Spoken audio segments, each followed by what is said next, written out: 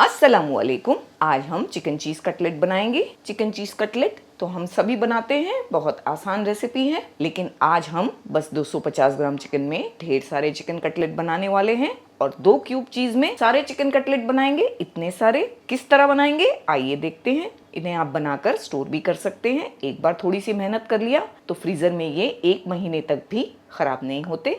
अस्सलामुअलैकुम, welcome to cooking with Benazir.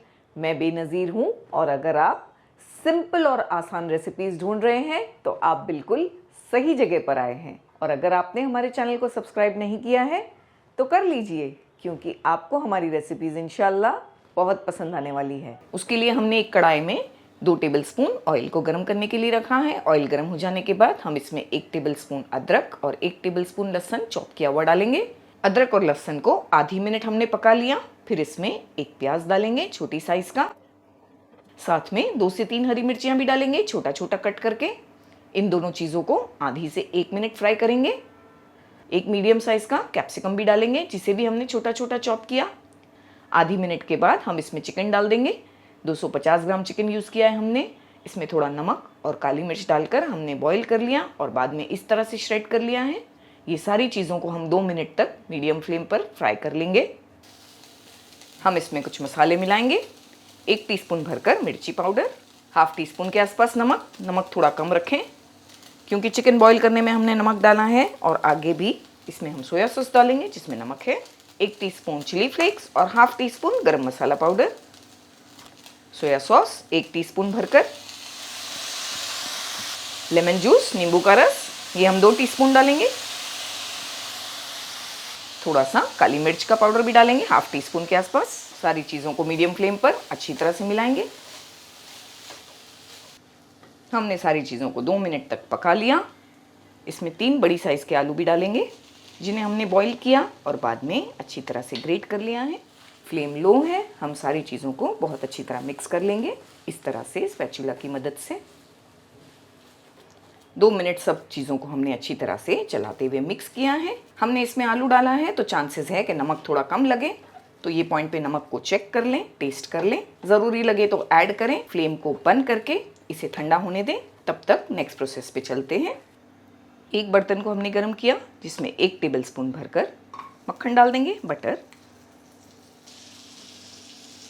फिर इसमें हम 1 टेबलस्पून भरकर मैदा मिलाएंगे।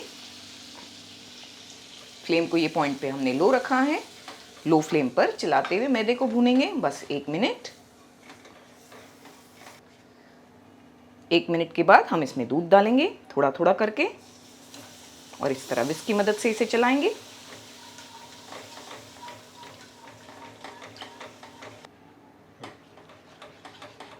आधा कप हमने इसमें दूध डाल दिया, 125 ml के आसपास दूध। अच्छी तरह से मिक्स कर रहे हैं हम इसे।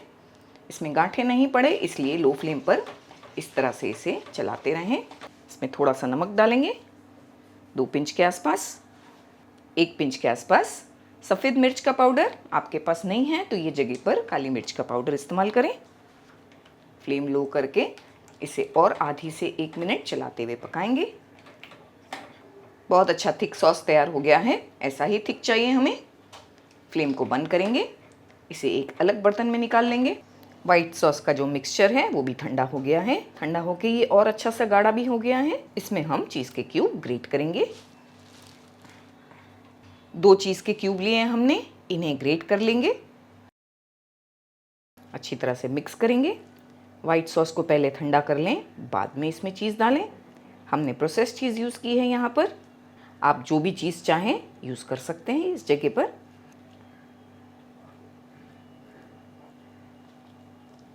बस मिक्स करके हमने रेडी कर लिया है। अब फटाफट से हमारे चिकन चीज़ कबाब बनाते हैं। चिकन का मिक्सचर भी बहुत अच्छी तरह ठंडा हो गया है। हम इसमें चॉप किया हुआ धनिया और पुदीना मिलाएंगे। छोटा छोटा चॉप किया हमने, मिला लेंगे।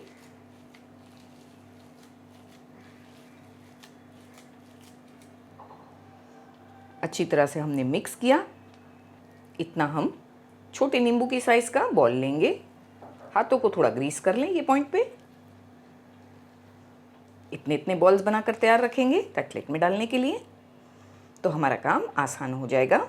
अस्सलामुअलैकुम दोस्तों, हमारे काफ़ी सब्सक्राइबर्स की फरमाइश थी कि हम आपके लिए रिटन रेसिपीज़ लेकर आएँ। तो आपकी फरमाइश को मद्देनज़र रखते हमने एक वेबसाइट लॉन्च की है जिसका नाम है www.cookingwithbenazir.com, जहां आपको इंग्रेडिएंट्स की लिस्ट के साथ साथ रिटन रेसिपी भी मिलेगी, वो भी बिल्कुल फ्री में। इसका कोई चार्ज नहीं है। तो कर दिया ना हमने आपका काम आसान।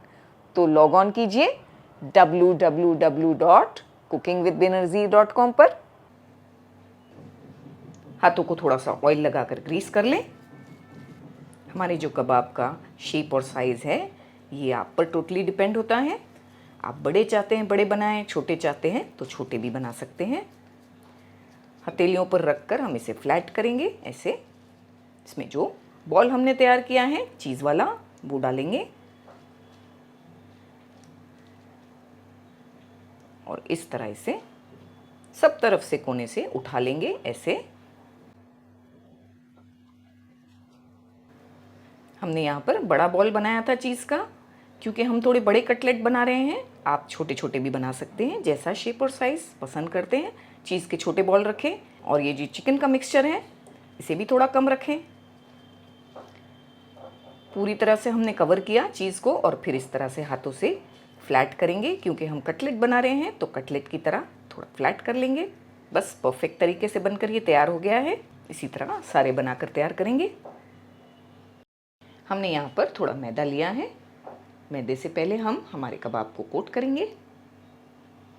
ऐसा करने से जब हम इन्हें अंडे में डिप करेंगे तो अच्छी तरह से ये अंडे को एब्जॉर्ब करेंगे और हमारी कोटिंग बहुत अच्छी होगी।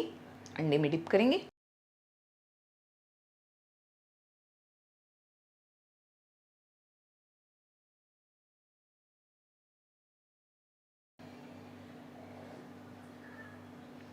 बाद में फाइनली इसे ब्रेड क्रम्ब से डस्ट कर लेंगे। ये फ्राई होने के लिए और स्टोर होने के लिए दोनों के लिए रेडी है। इन्हें स्टोर करने के लिए इस तरह से सारे कबाब बनाकर हम एक बड़ी ट्रे में डालकर फ्रीज़ कर देंगे, एक के ऊपर एक नहीं, ऐसे ही। फिर आपको बताएंगे कि किस तरह इन्हें स्टोर करना है। पहले 3 से 4 घंटों के लिए प्लेट में स्कैटर करके फ्रीज़र में रखना है। हमने इतने मिक्सचर में 13 बड़े कटलेट बनाकर तैयार किए हैं। अगर आप छोटे बनाएंगे तो 20 के आसपास भी बन जाएंगे। हम इन्हें किस तरह स्टोर करेंगे आपको बताएंगे। हमने इन्हें फ्रीज़ कर दिया है 3 से 4 घंटों के लिए। ये बहुत अच्छे हार्ड हो गए हैं। अब इन्हें स्टोर करना बहुत आसान हो गया है। आप इसे डायरेक्टली कोई जिपलॉक बैग में या तो फिर किसी भी एयरटाइट कंटेनर में रख सकते हैं। एक के ऊपर एक रखने से भी इशू नहीं होगा, हम आपको बताएंगे। हमने इस तरह का कंटेनर लिया है।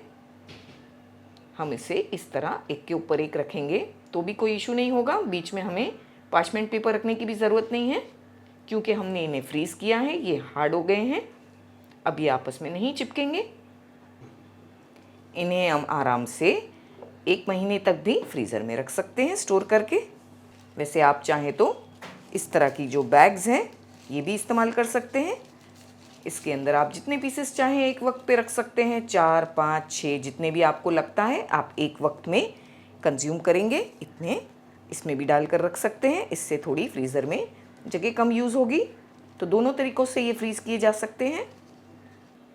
एक बार आपने इन्हें फ्रीज़ किया तो इन्हें किस तरह फ्राई करते हैं हम आपको बताएंगे, क्योंकि अक्सर हमें लोग पूछते हैं कि एक बार हमने फ्रीज़ कर दिया तो फ्राई करने के पहले क्या हमें इन्हें डीप फ्रॉस्ट करना है या हमें इन्हें थॉ कर लेना है। तो ऐसा नहीं करना है। ऑयल को गर्म रखना है और ऑयल में एक वक्त पे हमें 2 से 3 पीसेस डालने हैं। इन्हें डीप फ्रॉस्ट या थॉ करने की ज़रूरत नहीं है, यानी कि आपको इन्हें रूम टेम्परेचर तक लाने की ज़रूरत नहीं है। आप डायरेक्टली फ्रीज़र से निकाल के भी इन्हें फ्राई कर सकते हैं। बस आपको ये करना है कि एक वक्त पर ज़्यादा से ज़्यादा 2 से 3 पीस डालने हैं ऑयल में। बहुत ज़्यादा डालने से ये ठंडे होते हैं तो ऑयल का टेम्परेचर कम हो जाएगा, जिसकी वजह से ये सही तरीके से फ्राई नहीं होंगे और चांसेस हैं कि इनमें क्रैक्स आ जाएं या ये ब्रेक हो जाएं। तो इस चीज़ का ख्याल रखें फ्राई करने के टाइम। जैसे कि आप देख सकते हैं हमने बस 3 डाले हैं कटलेट। इसमें ऑयल को मीडियम गर्म रखा है, बहुत ज़्यादा गर्म भी नहीं रखा, वरना अंदर से ये ठंडे रह जाएंगे और ऊपर से ब्राउन हो जाएंगे। पहले मीडियम फ्लेम पर एक साइड से हम इन्हें पकने देंगे 2 मिनट तक।